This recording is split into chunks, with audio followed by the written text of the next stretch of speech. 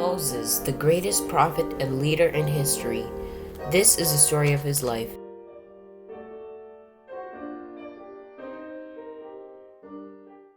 Genesis, Exodus, Leviticus, Numbers, Deuteronomy. It is now c. 1530 BC.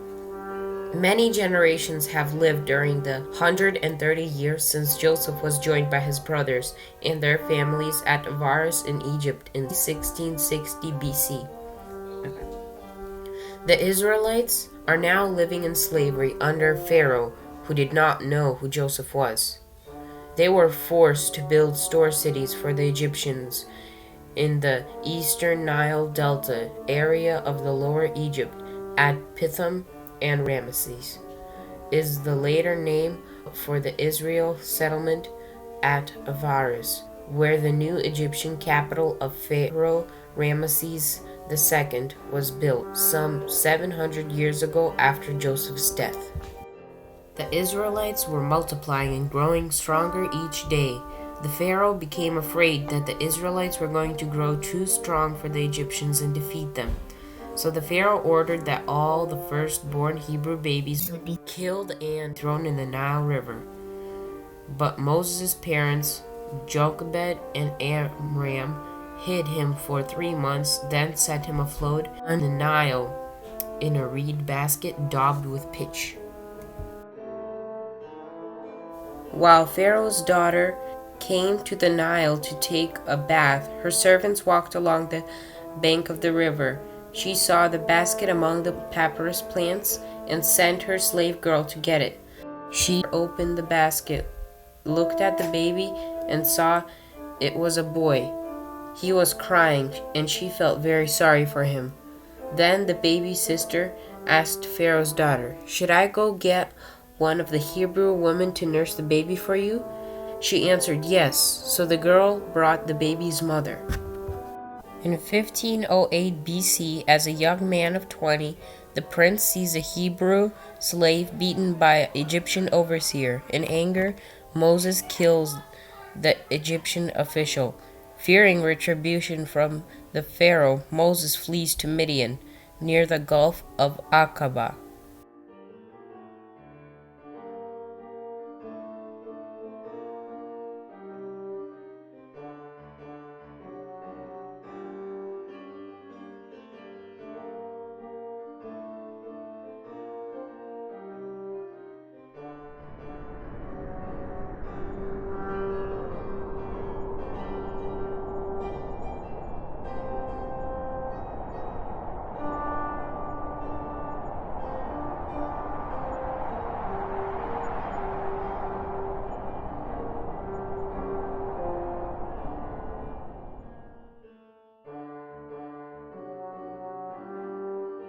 There Moses rescues some shepherdesses and waters their flocks as well.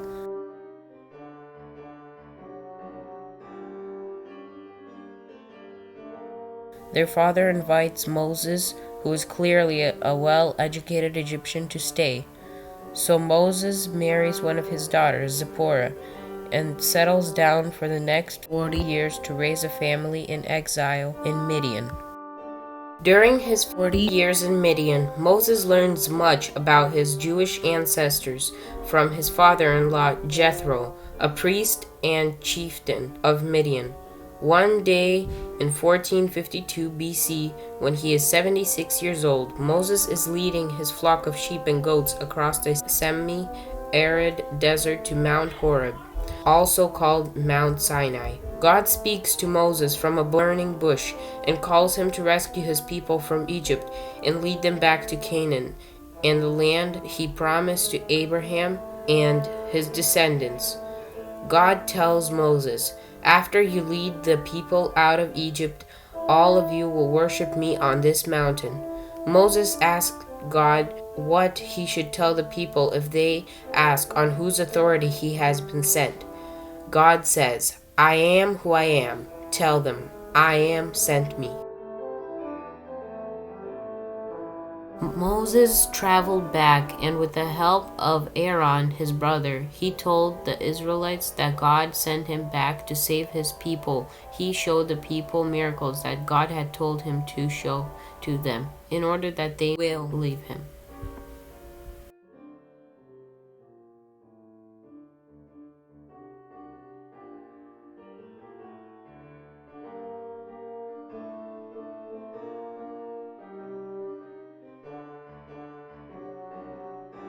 Moses went and talked to Pharaoh, but Pharaoh would not let the Hebrew slaves free. So God had to send plagues on Egypt.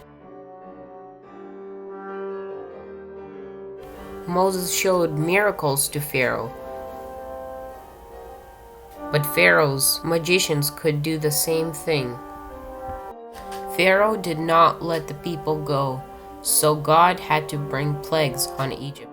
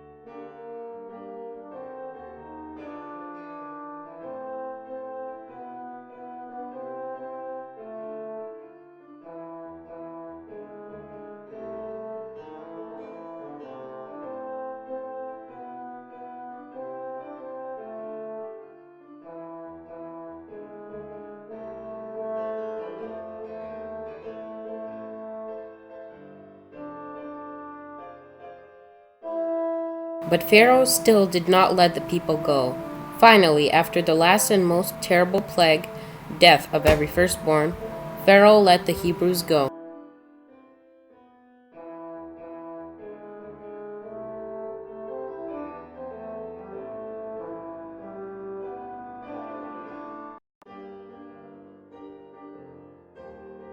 A while after the Israelites had left, God hardened Pharaoh's heart, and he started pursuing the Israelites with an army.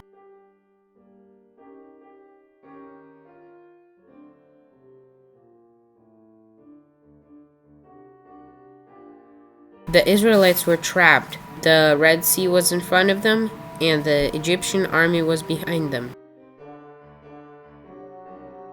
God opened a path through the Red Sea for the people to cross, and he put a pillar of fire between the Israelites and the Egyptian army long enough so that the people could cross. When the Israelites had crossed, God took the fire away, and the army continued pursuing them. When the entire army was in the pass between the walls of water, God closed the water, and the Egyptian army and Pharaoh drowned.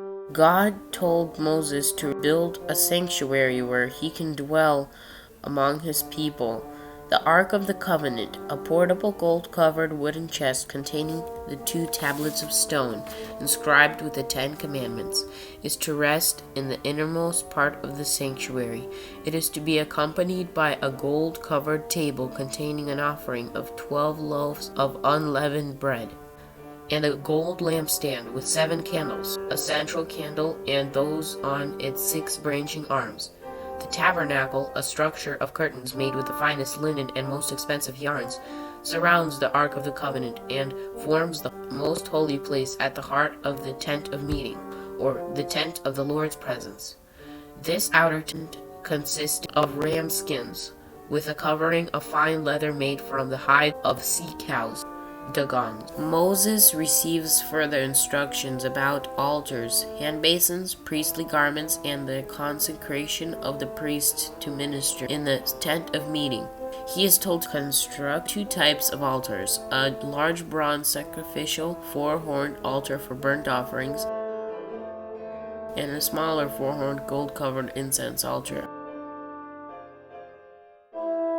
for burning fragrant incense every morning.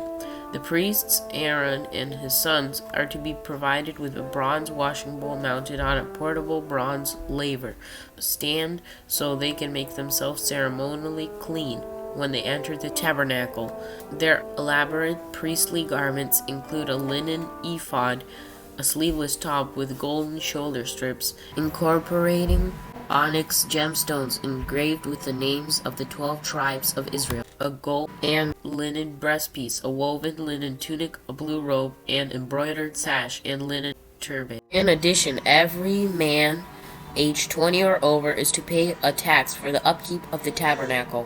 Craftsmen are appointed to construct the Ark of the Covenant, the tabernacle, and the tent of meeting.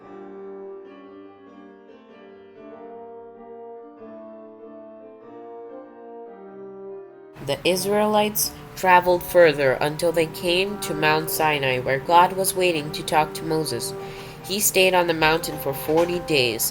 While he was at Mount Sinai, the Israelites rebelled against Moses. They demanded to worship the ancient gods they left behind in Egypt. So Aaron made a golden image of a young bull, and the people offered sacrifices to it. When Moses returns to the camp with the 2 tablets of stone containing the 10 commandments, he is furious. He smashes the tablets and destroys the golden calves. Then he sends armed Levites into the camp to restore order.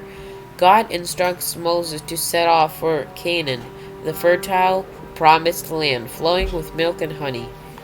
He meets Moses in the tent of meeting. Together with his young assistant Joshua, Moses ascends Mount Sinai again and receives 2 new stone tablets. 14 months after leaving Egypt, the Israelites turn north along the western side of the Gulf of Aqaba and travel from Mount Sinai to the desert of Paran. At Taberah, meaning burning, the people complain, and the Lord sends a fire which destroys part of the camp. The Israelites grumble again about the lack of meat. God hears their complaint, and a flock of quails is blown in from the sea. The place is called Kibroth Hattava. They move on and reach Hazareth. Miriam, Moses' sister, criticizes Moses, and her skin becomes leprous. She is only healed after Moses pleads with God to forgive her. In 1445 BC, the Israelites reach Kadesh Barnea. Moses selects 1 man from each of the 12 tribes to go and explore the promised land of Canaan. Before deciding how to mount a military campaign against the existing inhabitants of Canaan, Moses needs accurate and up-to-date information about the settlements and their fortifications. To gain this vital intelligence, he sent a dozen undercover agents on a 6-week mission in 1445 BC to find details about the defenses of the towns and cities that could become future military targets. So Moses sent 12 spies, including Joshua and Caleb, to explore the whole land of Canaan, from Beersheba to Hebroth in the south, to Dan to Damascus, 150 miles to the north. The spies traveled north secretly for 3 weeks, from the desert of Zin in the south, beyond Beersheba, where Isaac had settled some 300 years earlier in 1730 BC, and on past Shechem, where Jacob had set up an altar and bought the land for a tomb in 1691 BC. From here they continued north to Rehob and Lebo Hamath Pass.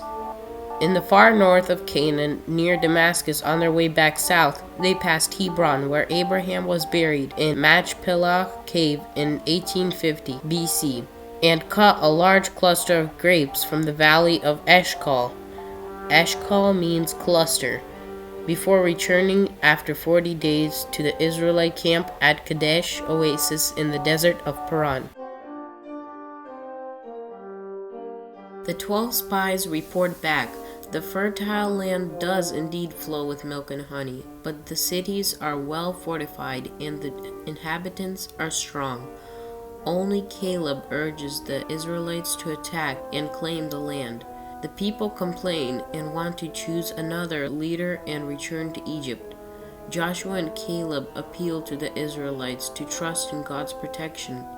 but the people are ready to rebel. The Lord is angry and declares that not one of them will see the land I promised to their ancestors except Joshua and Caleb.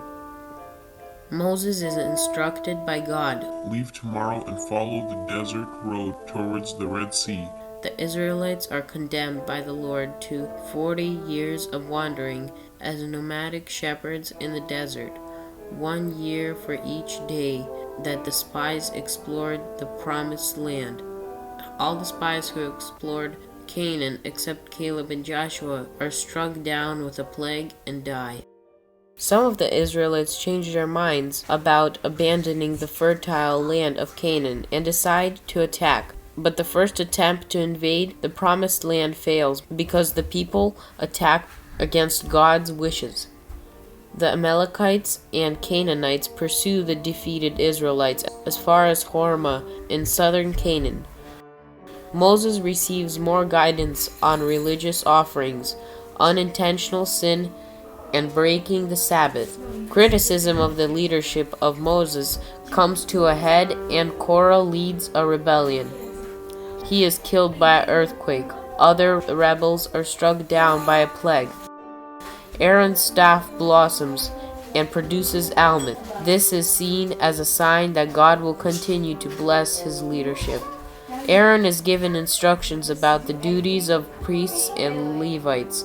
Moses and Aaron are given instructions on the water of cleansing used by the Israelites to wash away sins, prepared from the ashes of a red heifer. The Israelites stay at Oasis of Kadesh Barnea for a long time. Although we are accustomed to thinking of the Israelites wandering in the desert for 40 years, it would have been impossible for about 2 million people to trek continuously across a barren desert.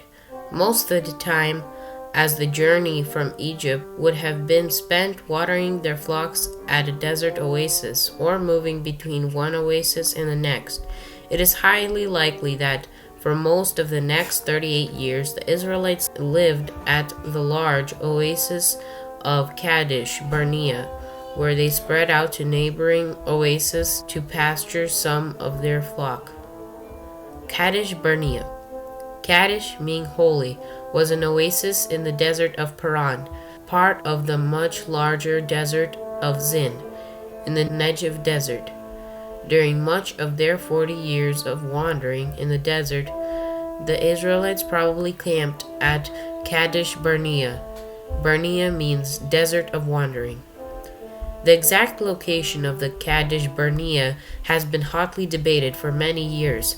Victorian scholars equated Kadesh with a small spring at Ain Qadis in the Wadi Qadis, situated about 50 miles southwest of Beersheba. Most modern archaeologists, however, believe that Kadesh was located at Ain el-Qadirat, the largest oasis in the northern Negev desert, about 6 miles north of Ain Qadis, near the Egyptian village of Al-Qasima. The narrow Ain el-Qadirat Valley, a seasonal river valley, or wadi, still contains remains of a fortress on a settlement mound, a tell, dating from 1150 BC, 250 years after the Israelites' conquest of Canaan during the time of the Judges. It also has remains of an earlier stone-lined aqueduct leading from the spring itself, where the burnt lime mortar was radiocarbon dated in 2007 and found to date between 1440 BC and 1640 BC, a period which includes the Israelites' arrival at Kadesh Barnea in 1445 BC.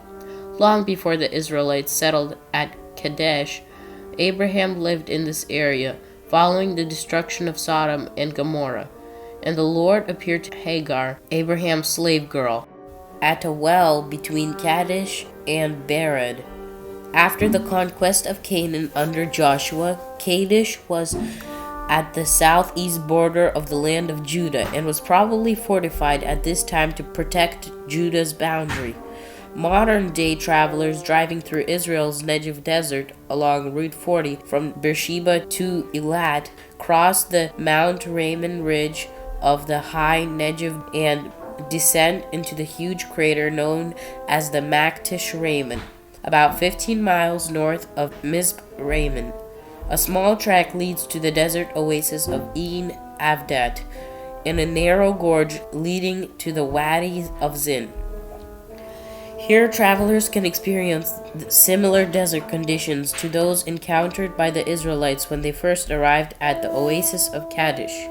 Nearly 40 years after leaving Egypt, Moses' sister Miriam dies and is buried at Kadesh Barnea in the desert of Zin. The Israelites become desperately short of water. God told Moses to speak to a rock to bring forth water, but instead Moses strikes the rock twice with Aaron's stick, and water gushes out. So the Lord forbids Moses from entering the promised land, Canaan. The spring at Kadesh is called Meribah, meaning complaining, because the people of Israel complained against the Lord. As the Edomites were descended from Jacob's brother Esau, Moses sends messengers to the king of Edom requesting safe passage through his territory lying to the southeast of Canaan. But the king sends a large and powerful army against the Israelites and will not let them pass through Edom. The only way into the promised land of Canaan is by force of arms. The Israelites leave Kadesh in 1407 BC and travel north towards Canaan, skirting to the west of Edom. At Mount Hor, Aaron dies and is succeeded as chief priest by his son Eleazar. Although it is not on the route between Kadesh and Atharim, as described in the book of Numbers, Mount Hor, where Aaron died, is traditionally identified as Jabal Haran, Mount Aaron, 3 miles west of Petra in Jordan. This remote site, the highest point in the area at 1,350 meters, can be reached by walking along the path through the Wadi Musa, Moses Valley, via the George, the Sik, leading to Petra. As the Israelites come closer to Canaan, the Canaanite king of Arad attacks them in the northern Negev desert on the road to Atharim, and many Israelites are captured and led in captivity north to Arad. So the Israelites attacked and went deep into Canaanite territory to the north. After a fierce struggle, the king of Arad is eventually defeated at Hormah, meaning destruction, near Arad. But the Israelites decide that it would be more prudent to retreat southwards and attack Canaan from the east. Arad was a powerful and long-established Canaanite city-state. When the Israelites made their first attempt to march into the Promised Land in 1407 BC, located just to the north of the Negev Desert, some 28 miles east of Beersheba and 15 miles west of the Dead Sea. It formed the most southerly city of Canaan and a fierce obstacle to any new settler. Alerted by his border guards, the king of Arad marched south and captured many Israelites before they got anywhere near the city. But the Israelites later mounted a successful counterattack and were able to take the city, so they retreated south in order to attack Canaan from the east. Visitors to Tel Arad, about 6 miles west of the modern city of Arad, can see an extensive remains of Canaanite lower city, including the city wall, the reconstructed western gate, and partially reconstructed houses. After the conquest of Canaan under Joshua in 1406 BC, Arad became the southernmost city of Israel. The prominent remains of the Israelite fortress on the summit of the citadel date from the time of King Solomon. An Israelite temple with a small Holy of Holies and incense altars for the followers of Yahweh and Asherah demonstrate how the worship of one true God became compromised during the divided monarchy. The temple at Arad was abandoned during religious reforms ushered in by King Josiah.